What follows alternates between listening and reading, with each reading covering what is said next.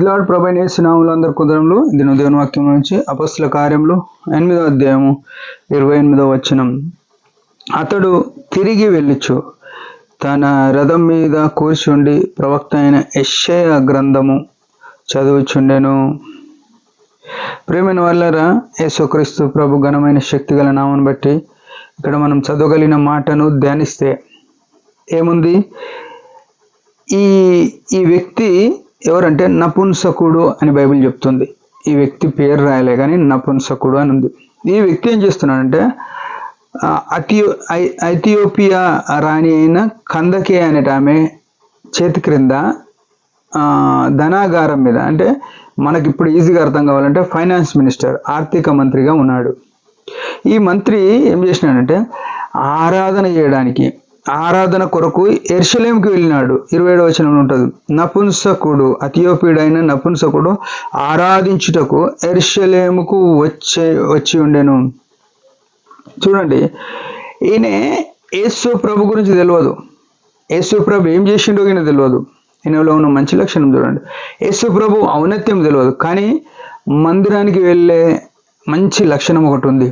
ప్రియమైన వాళ్ళారా, మన జీవితంలో గుర్తుంచుకోవాల్సింది ఏంటంటే యేసు ప్రభు గురించి మొత్తం తెలిసినాక మందిరానికి పోతాని కానీ, యేసు ప్రభు గురించి మొత్తం తెలిసినాక బాప్తిసం తీసుకుంటా అనేది కానీ తప్పు మాట. దేవుని మందిరానికి పోవడం అనేది మొట్టమొదటి ఆశీర్వాదం మన జీవితంలో. తద్వారానే రక్షణలోనికి రాగలుగుతాం. యేసు ప్రభు మందిరానికి వెళ్ళడం అనేది మన జీవితంలో మరవనే వద్దు. ఈయన ఏం చేసినాడు? చాలా దూర ప్రయాణం అది. యెరూషలేం నుంచి, గాజా నుంచి యెరూషలేంకి వెళ్ళినాడు. యెరూషలేంకి వెళ్ళి అక్కడ ఆరాధన చేసినాడు. ఏం ఆరాధన చేసినాడో తెలియదు, అది రాయబడలేదు. ఆరాధనకు వెళ్ళి ఏం చేసినాడు? తిరిగి వస్తున్నాడు. చూడండి, తిరిగి వచ్చేటప్పుడు మరి ఈయన దగ్గర గ్రంథం ముందే ఉందా తెలియదు, లేకుంటే మందిరంలో తెచ్చుకున్నాడా తెలియదు. ఈ విషయం మనం గమనించాలి.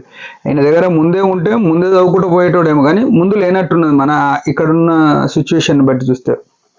యెరూషలేంకి వెళ్ళినాడు. వచ్చేటప్పుడు మరి మందిరం దగ్గర అప్పుడున్న దినాల్లో పుస్తకపు చుట్టలు, స్క్రోల్స్ అంటారు కదా, అవి చుట్టలు ఉంటే కొనుక్కున్నట్టున్నాడు. అది తీసుకొని వచ్చేటప్పుడు, ఇప్పుడు ఎవరన్నా కానీ మన దగ్గర బైబిల్ ఉంటుంది కాబట్టి మనం చదవం, అదే కొత్త పుస్తకం మీద రాగానే దాన్ని చదవాలనుకుంటాం. అదే రకంగా ఇతడు కూడా పోయేటప్పుడు ఏం చదివినట్లేదు, కానీ అది కొన్నట్టున్నాడు. రథం మీద కూర్చొని వచ్చేటప్పుడు దాన్ని చదువుతూ ఉన్నాడు. ఇది చాలా శ్రేయస్కరమైన మాట.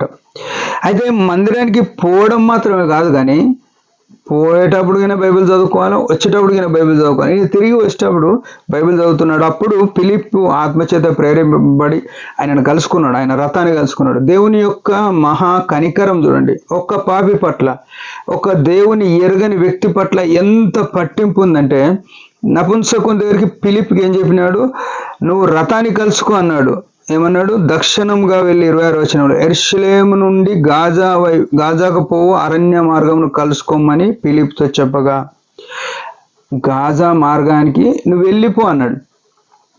రథం ఎక్కువ స్పీడ్ పోతుందా? నడిచేటోడు ఎక్కువ స్పీడ్ పోతాడా? రథానికి తగినంత స్పీడు ఉరికిన పోము. కానీ దేవుని ఆత్మ, దేవుని శక్తి ప్రేరేపించడాన్ని బట్టి ఈ ఫిలిప్పు రథము కంటే ముందుగా పరిగెత్తినాడు. పోయి పరిగెత్తి కలుసుకొని మాట్లాడి ఆ రథం మీదకి ఆయన దగ్గరికి వెళ్ళే విషయం చెప్పినాడు. ఆయనతో మాట్లాడుతూ వచ్చినాడు. ఏమనంటే ఆ రథం ఎంత స్పీడ్ ఉరికితే అంత స్పీడ్ ఉరికి పక్కన మాట్లాడండి అంటే, నువ్వు చదువుతున్నది గ్రహిస్తున్నావు. అతడు ఏం చదువుతున్నాడు? యెషయా గ్రంథంలో కొన్ని వచనాలు చదువుతున్నాడు. 32వ వచనంలో ఉంది, అతడు గొర్రెబొచ్చు, ఆయన గొర్రె పిల్లవాళ్ళే వదకుతేబడను అని ఈ మాట చదువుతూ వచ్చినాడు. చదివినప్పుడు నువ్వు చదువుతున్నది గ్రహిస్తున్నావు అంటే, నాకు ఎవడైనా త్రోవ చూపకపోతే ఎట్టా తెలుసుకుంటామని ఆయన దీన స్థితి. అందుకే తీతుకు రాసిన తీతు గురించి అపొస్తలులైన పత్రికల్లో ఉంటుంది ఏమంటే, దీనులను కనికరించి దేవుడు. యేసు ప్రభు దగ్గర ఎవరైతే దీనంగా ఉంటారో వారిని కరుణించి కటాక్షించి వారిని భద్రపరిచే దేవుడు. చూడండి ఎంత మంచి మాట, దీనులను కటాక్షించి. ఈయన దీనత్వం కనబడ్డది. నాకెవరు దారి చూపిస్తారు అనగానే ఆయన వచ్చి రథం ఎక్కుమన్నాడు. రథం ఎక్కితే ఆయనకు యేసు ప్రభు గురించి ఎన్నో మాటలు బోధించినాడు. ఆయన ఒప్పింపబడ్డాడు. చూడండి, ఒక మనిషికి రక్షణ ఎంత ఖచ్చితమో, ఎంత అవసరమో ఆ నపుంసకుడిని తెలుసుకున్నాడు. దేవుడు ఆ మనిషిని రక్షించాలనే ఉద్దేశంతో ఒక ప్రవక్తను, ఒక దాసుని పరిగెత్తిపించినాడు. కలుసుకుంటాడు చేసినాడు. ఆయన రథం మీద కూర్చున్నాడు. కానీ అదే సమయంలో మనుషుని యొక్క సహకారం అవసరం. దేవుని సర్వం అధికారం ఉండాలి, మనుషుని యొక్క సహకారం అవసరం. ఈ ఫిలిప్పు ఈ నపుంసకుడు రథమెక్కి కూర్చోమన్నాడు, ఆ చెప్పమన్న సువార్త విన్నాడు, నమ్మి నీళ్లు కనబడగానే నాకు బాప్తిసం ఇమ్మన్నాడు. ప్రియమైన వాళ్ళారా, ఎన్ని దినాలైంది మన కుటుంబాల్లో రక్షణ లేనివారు?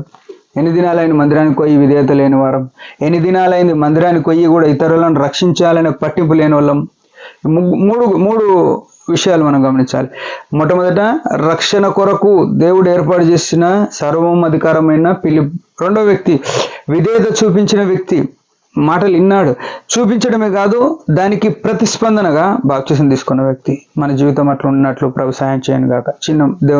చిన్న ప్రార్థన చేసుకున్నాం. పరమతండ్రి యేసు ప్రభు నామములో వందనాలు. ఉదయకాలం ఇచ్చిన ఆయుష్ను బట్టి స్తోత్రములు. ఈ వృత్తాంతంలో జరిగిన విషయం మా జీవితంలో కూడా మేము ఎక్కడున్నాం, ఎట్లా ఉన్నాం, జాగ్రత్త పడి నీ మహిమ కొరకు జీవించిన కృపనీయమని యేసు ప్రభు పరిశుద్ధ నామములో ప్రార్థిస్తున్నాం తండ్రి. ఆమెన్. మీరందరి పరిచయం గురించి భారంగా ప్రార్థన చేయండి. Praise the lord.